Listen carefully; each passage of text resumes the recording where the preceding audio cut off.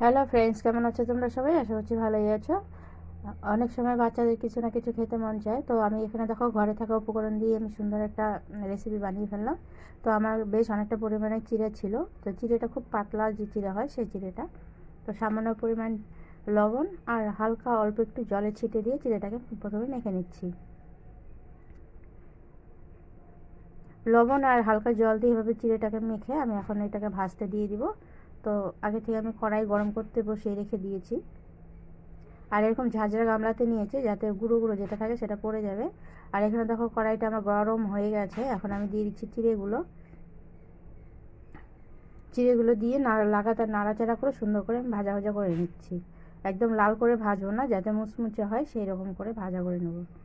তো ভাজার সাথে সাথে চিড়েগুলো তো একদম সুন্দর নরম হয়ে যাচ্ছে, মুচমুচে, আর অনেকটা পরিমাণে কিন্তু কমেও যাচ্ছে। যখন চিড়েটা খুব ভাজা হয়ে যাবে তখন দেখবে একদম হালকা হয়ে আসে। তো চিড়েটা আমার ভাজা হয়ে গেছে,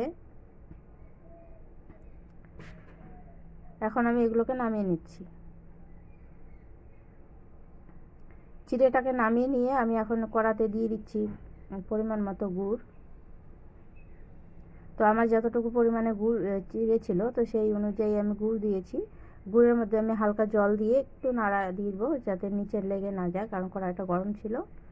আর গুড়টা দেখো, এদিকে চিড়েটা যে নামিয়ে নিয়েছি সেটা একটু হালকা ঠান্ডা হয়ে গেছে। এখন হাতের সাহায্যে এভাবে একদম নরম আর ছোট ছোট গুঁড়ো করে নিচ্ছি। তোমরা চাইলে মিক্সিতে পেস্ট করে দিতে পারো, কিন্তু হাতে করে দিলে বেশি ভালো হয়, কারণ একদম গুঁড়াও হবে না আর ভাঙবেও না। আর এদিকে গুড়টা আমার ততক্ষণ রেডি হয়ে গেছে। গুড়ের ঘনত্বটা এরকম হবে তখনই আমি মোয়ার জন্য তৈরি করে নিচ্ছি। আর যে চিড়েটা আমি ভেঙে নিয়েছিলাম হাতে, সেই চিড়ের উপরে এখন গুড় দিয়ে দিচ্ছি। অল্প অল্প করে গুড় দিয়ে আমি দেখব কতটা পরিমাণে লাগে, তো সেই অনুযায়ী দিব। গুড় দিয়ে এভাবে নাড়াচাড়া করে মিশিয়ে নেব, কারণ গুড়টা খুব গরম আছে, হাত দেওয়া যাবে না এখন।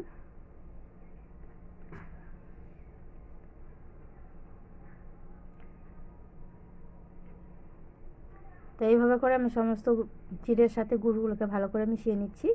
আরও প্রয়োজন হলে আর একটু করে আমি দিয়ে দিচ্ছি।